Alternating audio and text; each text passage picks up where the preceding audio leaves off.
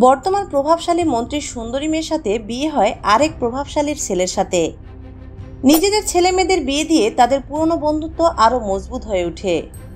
সবকিছুই ঠিকঠাক চলছিল, কিন্তু বিয়ের রাত থেকে নতুন দম্পতি শুরু হয় অশান্তির জ্বালা। ভালোবাসা পাওয়ার আকাঙ্ক্ষা, চাহিদা মেটানোর আক্ষেপ, না পাওয়ার যন্ত্রণা।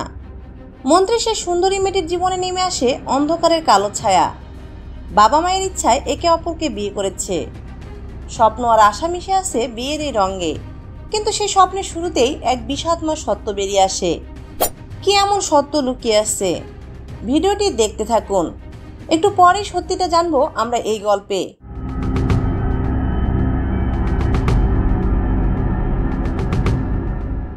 গল্পের শুরুতে আমরা এক নবদম্পতিকে দেখতে পাই, যাদের এইমাত্র নতুন বিয়ে হয়েছে।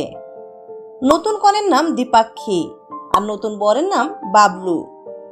বাসরাতে বাবলু দীপাক্ষীকে বলে, আমার এবং আপনার বাবা অনেক খুশি হয়েছে, কারণ আমাদের বিয়ে হওয়াতে তাদের ব্যবসায় অনেক উপকার হবে। কিন্তু আমি মোটেও খুশি না, কারণ আমি অন্য কাউকে ভালোবাসি, তাই আমি আপনাকে কখনোই ভালোবাসতে পারবো না, আর আপনি আমার থেকে কখনো ভালোবাসা আশা করবেন না। এই কথা শুনে দীপাক্ষী একদম হতবাক হয়ে যায়, কারণ একটা মেয়ের বিয়ে নিয়ে অনেক স্বপ্ন থাকে, কিন্তু বাবলু মুহূর্তেই দীপাক্ষীর সব স্বপ্ন ভেঙে চুরমার করে দিয়েছে। এরপর বাবলু আরো বলে যে এটার জন্য সে দীপাক্ষীর কাছে ক্ষমা চাইবে না, কারণ বিয়ে করলে নাকি অনেক কিছু কম্প্রোমাইজ করতে হয়। তখন দীপাক্ষী তাকে জিজ্ঞেস করে, তাহলে আপনি আমাকেই কেন বিয়ে করলেন? তখন বাবলু বলে, কেউ আমাকে জিজ্ঞেস করেনি যে আমি বিয়ে করব কিনা। আমরা বুঝতে পারি দীপাক্ষীর সাথে বাবলুর বিয়ে জোর করে দেওয়া হয়েছে, শুধুমাত্র তাদের বাবার ব্যবসায়িক সম্পর্ক ভালো রাখার জন্য। এরপর দীপাক্ষী বাবলুকে আরো জিজ্ঞেস করে, আপনি আমার থেকে কি আশা করেন? বাবলু তখন বলে, শুধুমাত্র এই বাড়ির সম্মান। আপনি এই বাড়ির সম্মান রাখলেই আমি খুশি হব। বাবলু তাকে আরো বলে যে আপনি যেভাবেই চলাফেরা করেন না কেন, শুধু খেয়াল রাখবেন যেন আমাদের বাড়ির সম্মানটা নষ্ট না হয়। তখন দীপাক্ষী বলে, আচ্ছা, আপনাদের মতো কিছু পুরুষ এমন কাপুরুষ কেন? আপনি যখন ধোঁকা দিতেই পারেন, তাহলে ধোঁকা খাওয়ার জন্য সাহস থাকা উচিত, তাই না? এই কথা শুনে বাবলুর মুখ একেবারে কালো হয়ে যায়। বাবলু তখন বলে, যদি সাহসই থাকতো তাহলে আপনার জায়গায় অন্য কেউ থাকতো। এরপর দীপাক্ষী আরো কিছু কথা বলতে থাকে এবং অনেক প্রশ্ন করে, কিন্তু বাবলু কোনো প্রশ্নের জবাব দিতে পারে না। তখন সে ওখান থেকে চলে যায়। এরপর দীপাক্ষীর অনেক রাগ হয় এবং সেখানে কান্নাকাটি করতে থাকে। তার স্বামীর ভালোবাসার পরিবর্তে তার পুরো জীবনটা নষ্ট হয়ে গেল। তারপর এখান থেকে দৃশ্য পরিবর্তন হয়ে আমাদের 3 বছর পর দেখানো হয়, যেখানে দেখা যায় একটি ছেলে বাবলুর কর্মচারী হিসেবে কাজ করে। ছেলেটি আবার দীপাক্ষীকে অনেক পছন্দ করত, আর আজ দীপাক্ষীর জন্মদিন, তাই ছেলেটি দীপাক্ষীর জন্য একটা কেক নিয়ে আসে। সে দীপাক্ষীকে জন্মদিনের উইশ করে এবং তাকে একটি নাইট ড্রেস উপহার দেয়। তখন দীপাক্ষী ছেলেটিকে বলে, বাবলু জানতে পারলে তোমার খবর করে দিবে। ছেলেটি তখন বলে, বাবলু একটার কাজে অনেক দূরে গিয়েছে, তার আসতে অনেক দেরি হবে। ছেলেটি দীপাক্ষীকে বলে নাইট ড্রেস পরে তার সামনে আসতে, তার খুব ইচ্ছে দীপাক্ষীকে এই ড্রেসে দেখার। তখন দীপাক্ষী নাইট ড্রেসটা পরে তার সামনে আসে। এরপর ঘটে যায় এক মহাবিপদ। ঠিক তখনই সেখানে বাবলু চলে আসে। বাবলু ছেলেটাকে এই জায়গায় দেখে অনেক রেগে যায়। দীপাক্ষী সব দাঁড়িয়ে দাঁড়িয়ে দেখছিল। তারপর ছেলেটিকে বাবলুর এক লোক ধরে নিয়ে যায়। বাবলু দীপাক্ষীকে কিছুই বলতে পারে না, কিন্তু দীপাক্ষী বাবলুর দেওয়া ধোকায় এভাবেই বদলা নেয়। সে যার সাথে ইচ্ছা এভাবেই মেলামেশা করবে, যেমনটা সে বিয়ের দিন বলেছিল। দীপাক্ষীর মনে যা আসছে তাই করছে, তাও আবার বাবলুর সামনেই। বাবলু যে তাকে হাতে নাতে ধরলো তাতে দীপাক্ষীর কিছুই যায় আসে না। সে সবকিছু নিজের ইচ্ছেতেই করছে, যাতে বাবলু শাস্তি পায়। এরপর বাবলু তার লোকদের দিয়ে ছেলেটাকে বেঁধে ঝুলিয়ে রাখে। ছেলেটি বাবলুর কাছে ক্ষমা চায়, অনেক কাকুতি মিনতি করে, কিন্তু তাকে গরম তেলে ভাজি করে ফেলে। অন্যদিকে আমরা দেখি বাবলুর একজন ড্রাইভার, যার নাম মিশ্রা। সে সবাইকে মিষ্টি খাওয়ায়। তখন বাবলু মিশ্রাকে জিজ্ঞেস করে যে তুমি কোন খুশিতে মিষ্টি খাওয়াচ্ছ সবাইকে?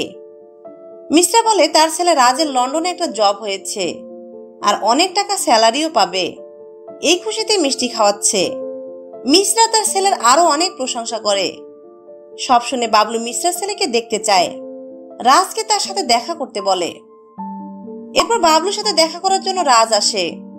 রাজ সেখানে আসতেই দীপাক্ষী তাকে দেখে ফেলে এবং দীপাক্ষী রাজকে প্রথম দেখেই পছন্দ করে ফেলে। রাজ এসে বাবলুকে কৃতজ্ঞতা জানায়, কারণ তার বাবা এখানে কাজ করেছে বলেই সে লেখাপড়া করে বিদেশে চাকরি পেয়েছে। রাজ তখন বাবলুকে একটা রলেক্স ঘড়ি উপহার দেয়।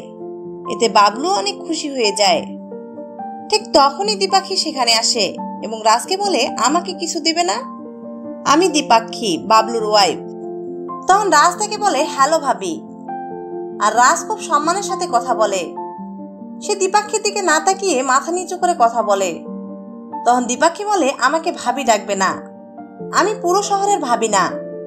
তখন রাজ বলে যে, আপনি বাবলু ভাইয়ের স্ত্রী মানে পুরো দেশের ভাবি। তখন দীপাক্ষী বলে, তুমি তো আমার দিকে তাকিয়ে কথা বলতে পারো না, তাই না? তখন রাজ উত্তরে বলে, আপনার দিকে তাকানো একমাত্র বাবলু ভাইয়ের অধিকার আছে। তখন দীপাক্ষী বাবলুর দিকে তাকিয়ে বলে, এটাই তো সমস্যা, সে নিজের অধিকার কখনোই প্রকাশ করতে পারে না। এটা বলে দীপাক্ষী সেখান থেকে চলে যায়।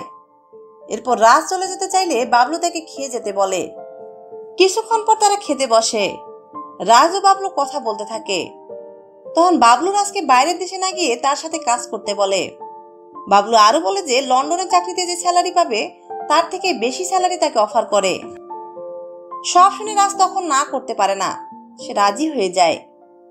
তারপর রাজ যখন তার বাড়ি চলে যাচ্ছিল তখন দীপাক্ষী এসে তাকে টাচ করে বলে, জিমে যাও নাকি?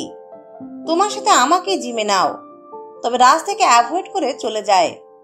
তাদের দুজনের কথা বলতে বাবলু দেখে ফেলে, কিন্তু সে বুঝতে পারে রাজ খুব ভালো ছেলে। এরপর রাজ বাড়ি এসে তার বাবাকে দেশেই থেকে যাওয়ার কথা জানায় আর বলে সে বাবলুর হয়ে কাজ করবে, কারণ বাবলু তাকে আরো বেশি টাকা স্যালারি দেবে। তবে এসব কথা শুনে রাজের বাবা মিশ্রা অনেক রেগে যায়। সে বলে, তোমাকে কে বলেছে বাবলুর কথায় রাজি হতে? আমি তোমাকে এত পড়াশোনা কি বাবলুর গোলামি করতে করিয়েছি? সারা জীবন আমি তার গোলামি করেছি, এখন কি তুমিও করবে? আমি এরকম চাইনি। তখন রাজ বলে, বাবা, বাবলুর হয়ে কাজ করলে অনেক লাভ হবে। মিশ্রা তার ছেলেকে অনেক বোঝানোর চেষ্টা করে, কিন্তু রাজ আবার বলে সে এখানে অনেক বেশি টাকা স্যালারি পাবে, তাহলে অন্য জায়গায় কেন জব করতে যাবে? রাজ ঠিক করে নেয় সে বাবলুর হয়ে কাজ করবে। এরপর রাজ তার বন্ধুদের কাছে আড্ডা দিতে আসে। তার বন্ধুরা তাকে বলে, আমাদের কাছ থেকে সবকিছুই নিস তুই, আর দামি ঘড়ি অন্যজনকে উপহার হিসেবে দিস। তখন রাজ বলে, আরে ওই ঘড়িটা আসল ছিল না, ওটা নকল ছিল। রাজ তখন বলে যে, আচ্ছা এই দীপাক্ষীর ঘটনাটা কি বলতো? তার বন্ধু বলে, কে ওই ভাবি? রাজ তখন বলে, ভাবি হবে তোর, আমার না। ঘটনাটা কি সেটা বল।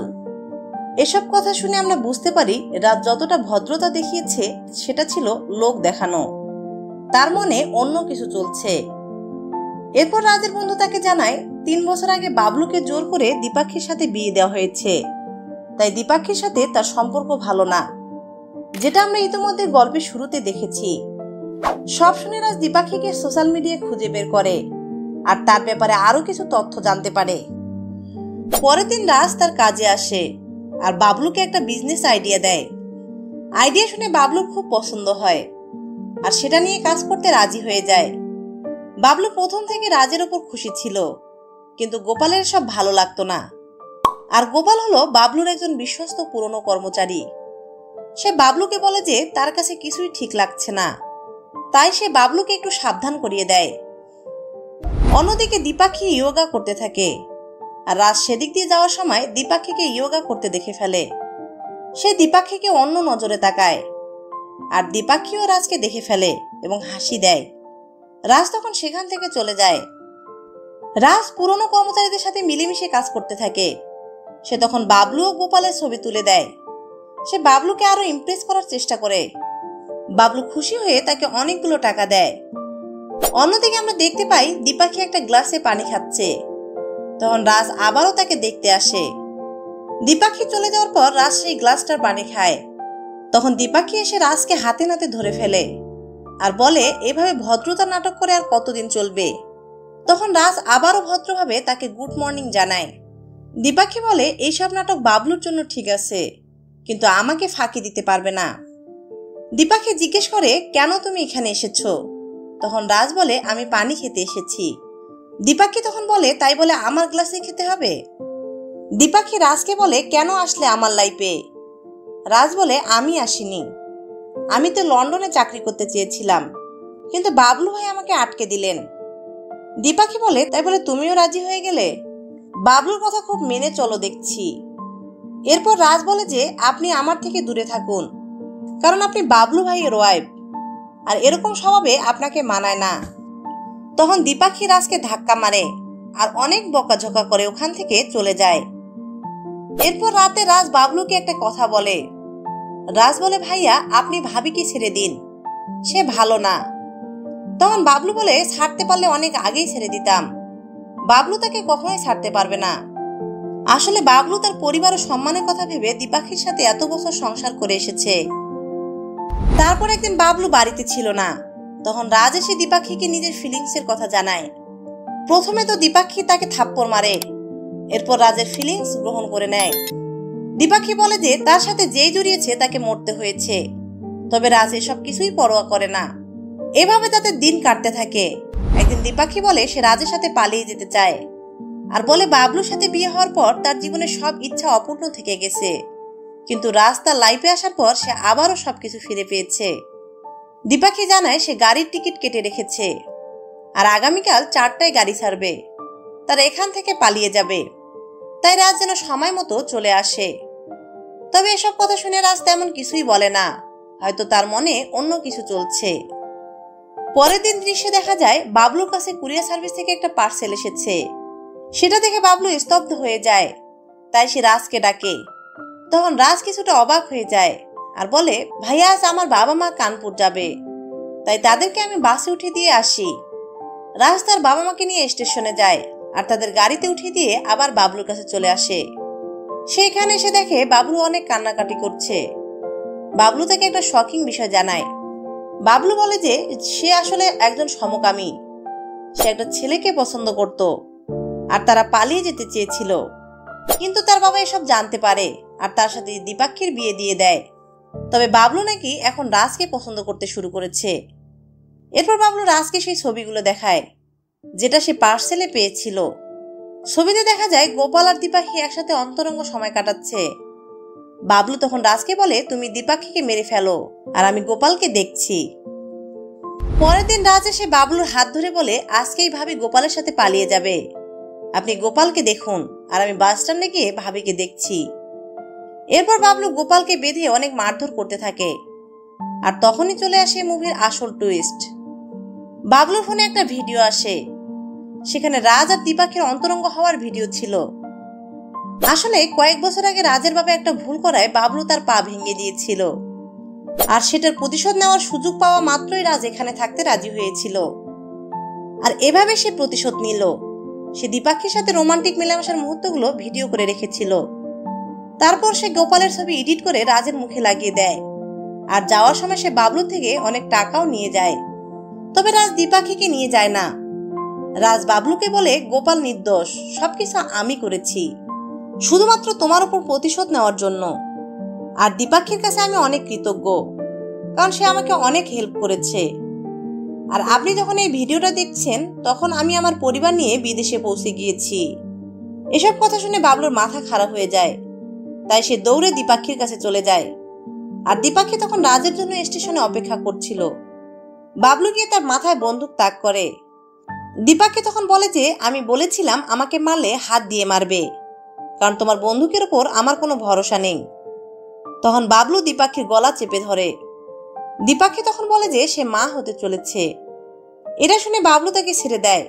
সে বলে রাজ একটা কথা বলেছিল, রাজার একটা অভ্যাস আছে, সে কারো কাছ থেকে কিছু নিলে তাকে কিছু একটা ফিরিয়ে দেয়।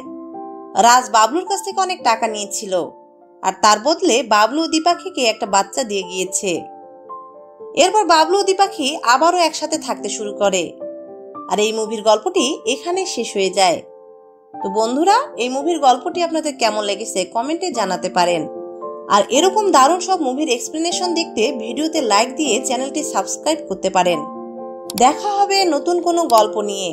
ভালো থাকবেন, সুস্থ থাকবেন, ধন্যবাদ।